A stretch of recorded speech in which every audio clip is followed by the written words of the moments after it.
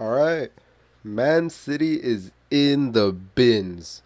We all know this, and honestly, it's surprising to see these results from Man City, but it's also not really.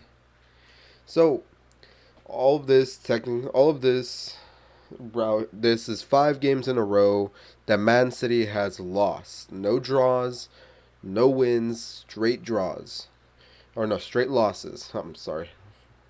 So, this all started with the Carabao Cup game against Tottenham at their Toilet Bowl Stadium, where Tottenham beat Man City 2 goals to 1. It was Man City's backup squads and youth team, but it's still a loss.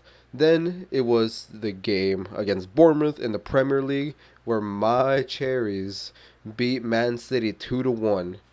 First time Bournemouth has ever beaten Man City, and Man City's first loss of their EPL campaign this year.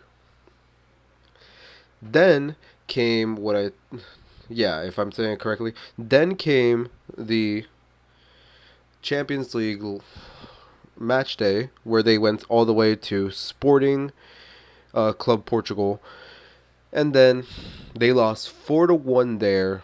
The manager's goodbye as he goes to Manchester United, and that one attacker, Gyökeres, I don't know how to say it, scored a hat trick on Man City and won 4 goals to 1.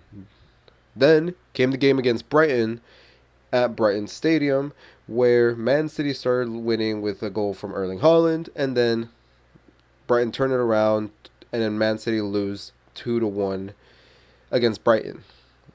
And today at the Etihad, they had the chance to beat Tottenham, or they had the chance to get a new result against Tottenham.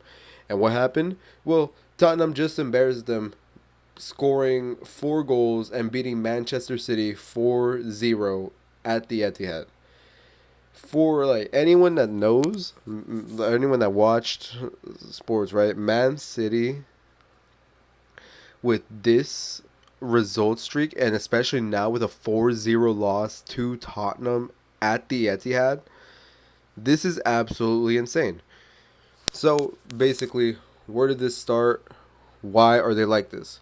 First, we kind of see the signs, right? It's like inevitable that one day City just won't win the Premier League, or at least we hope City won't win the Premier League. But this technically, all of this really started, right? Because they've been doing fine just before. All of this really started when Rodri got injured, and then Kevin De Bruyne is also out. Two of Man City's most creative and most useful players. Known fact, they don't play the same when Rodri isn't there, and Kevin De Bruyne, well, he's just the assist goat. So Man City, from a high of 2 years ago, where they finally won their first Champions League, are now seeing that, or are now praying that they don't go 11 points behind Liverpool in the Premier League table. It's kind of crazy though, because like this team, I know it's injuries and stuff like this, and match congestions, and they've lost two of their most creative players, but they still should be winning some of these games, and they just haven't done that.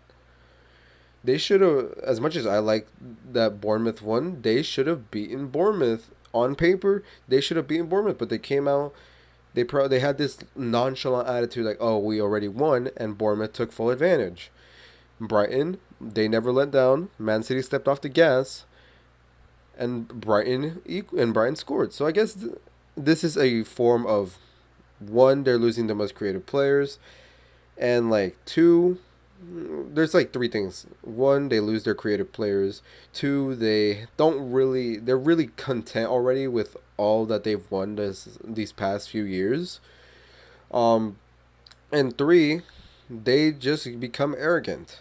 All right, we're seeing that they go into games like the Bournemouth game and the Brighton game where they thought they were going to be the massive victors, easy victory, and they lose. Same thing with Sporting. So, anyways, all I'm saying is, Man City is in the dumps, and they're probably gonna come back somewhere in the year. So, anyways, that's it. Peace out. Bye.